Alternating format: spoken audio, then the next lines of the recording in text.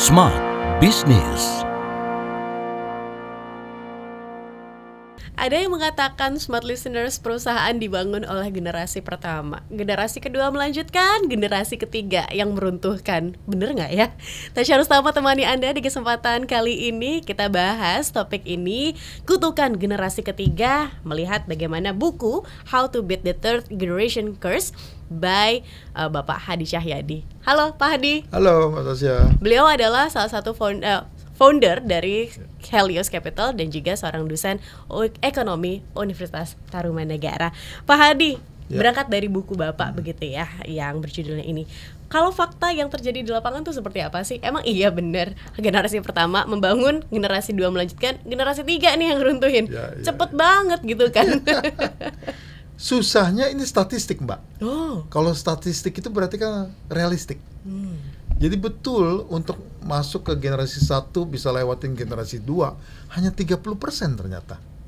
Dan dari generasi 2 menjadi generasi 3 cuma 13%. Berarti kan berapa 87% gone. Benar. Dan beyond that only 3%. Itu di research oleh profesor di University Chicago, John Ward. Pada saat tahun 1980-an, dia menilai satu perusahaan yang sudah berumur 60 tahun dan dia potret, cekrek. Dalam 60 tahun itu, ternyata hanya 30% yang survive dari generasi 1 ke 2 dan only 30% bisa dari generasi 2 ke 3 dan yang sisanya yang sudah ngelewatin generasi 3 cuma 3%. Jadi kalau statistik itu dalam kenyataan, dalam kehidupan sehari-hari, kita nggak bisa bantai, memang kenyataan seperti itu. Nggak gampang melewati generasi 1 di pas ke generasi kedua, apalagi sampai generasi 3. Karena pepatah Tionghoa mengatakan fu pukuo santai, dan itu terkenal sekali dan menakutkan. Artinya kemakmuran susah sekali turun ke 3 generasi. Setelah saya riset, ternyata di Inggris sama, di Meksiko sama, di Spanyol sama, ada peribahasa seperti itu. Nggak gampang untuk menurunkan bisnis dari generasi 1 ke 2 atau apalah ketiga. Itu kejadian di seluruh dunia. Dan beberapa kantor akuntan besar di Indonesia pun melakukan research, ternyata di Indonesia pun yang bisa melewati generasi 3 cuma sekitar 12-13%. Menarik Pak Hadi. Darah kan lebih kental daripada air. Harusnya gen gitu ya, gen bisnisnya kan bisa turun nih ke bawah. Blood is thicker than water. Benar. Tapi Mbak mesti tahu, family dan bisnis itu beda bahasanya. Family ngomongin cinta kasih. Ya, cinta kasih itu nggak untung nggak apa-apa. Tetapi kalau yang namanya bisnis harus untung. Dan kalau namanya bisnis ngomongin ROI, net profit, cash flow yang tadi kita kita ngobrolin. Berarti beda sekali. Kita ngomong sama anak kita tentang cinta kasih, atau kebetulan anak kita ada di dalam, kita ngomongin kamu harus profit, kamu harus improve. Bayangin nggak kalau kita punya 4 anak kerja di divisi A, B, C, D. 4-4-nya, kalau 4-4-nya bukan anak kita, gampang sekali kita bilang, A, kamu kalah bagus dibandingin B. B, kamu kalah bagus dibandingin C. Tetapi kalau 4-4-nya itu anak kita, besok kita dimusuhin. Papa ini Iya. Atau kalau dia adalah mantu kita, besok kita dapat 2 musuh. Anak kita musuhin kita lagi.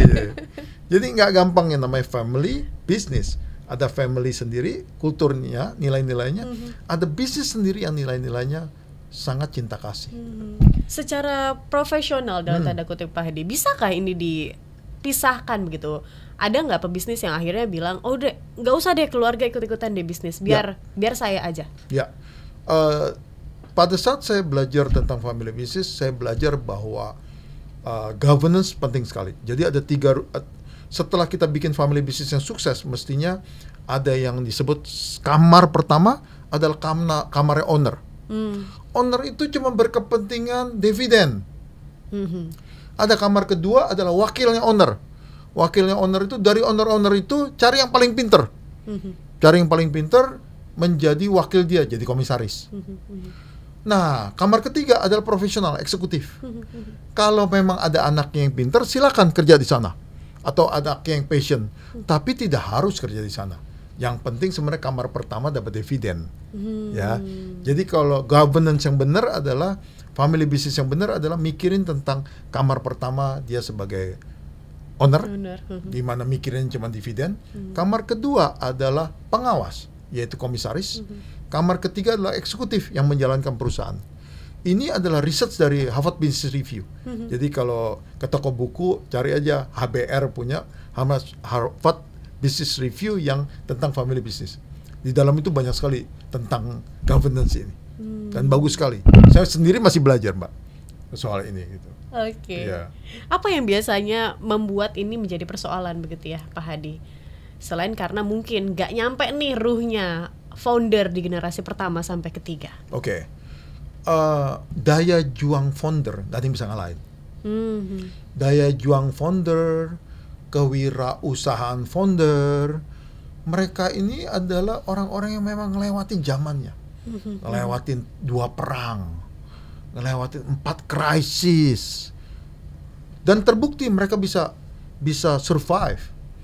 Generasi kedua berbeda lagi. Generasi kedua mungkin masih lihat ayahnya dan ibunya berjuang dari toko kecil, dorong gerobak, jualan, the way they selling the product, dia juga tahu.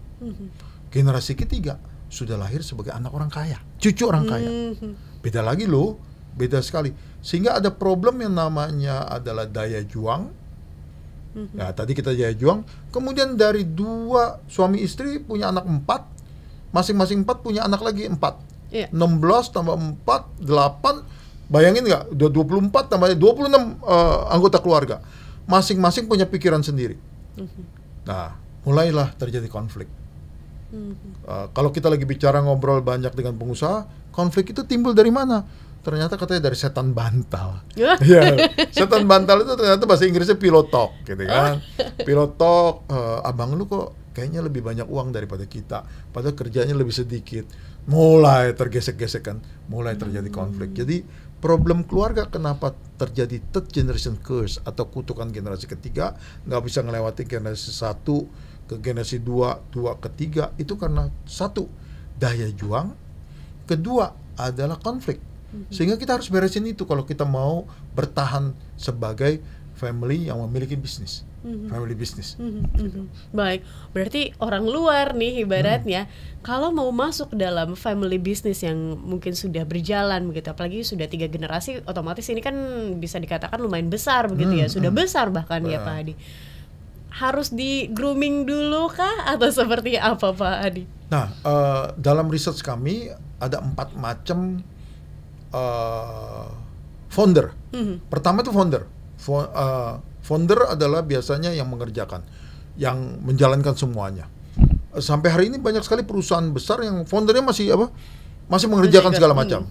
Kemudian ada lagi orang yang datang dari awal, dari resume awal, dari 0 sampai 20 tahun dia masih bekerja di sana.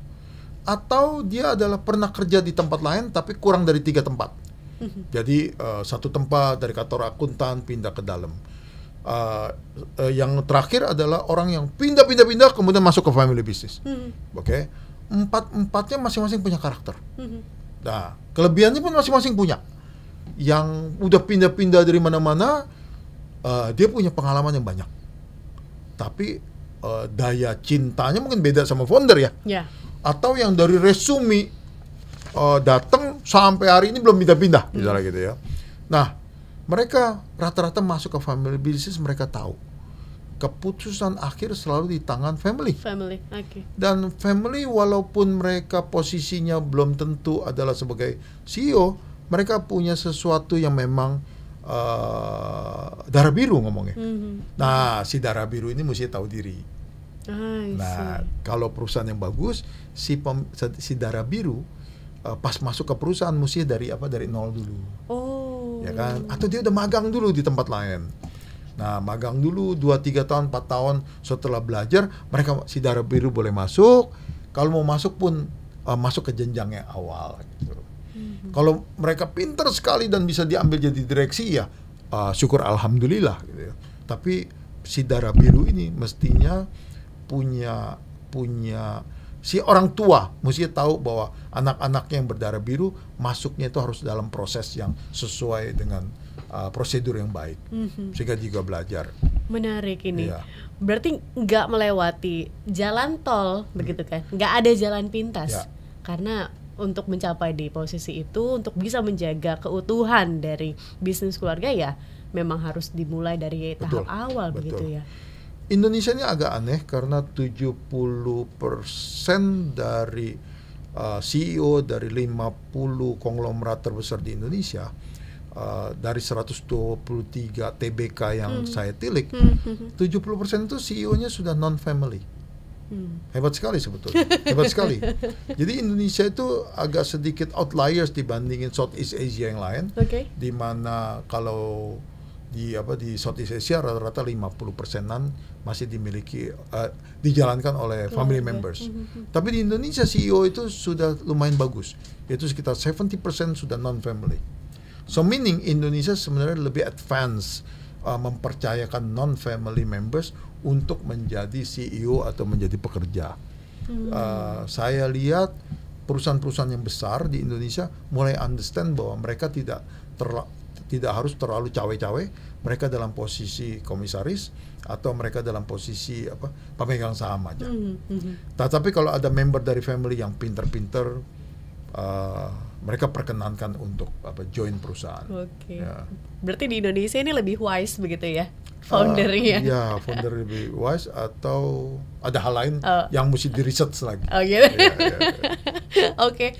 Pak Hadi, kita masih akan bahas lagi, apalagi merujuk pada buku ini karena seru banget Smart Listeners, dimana kalau misalnya kita ngomong generasi ketiga, ini sesuatu hal yang kadang nggak bisa diprediksi gitu kan Pak Hadi akan seperti apa nih anak cucu saya nanti begitu kan.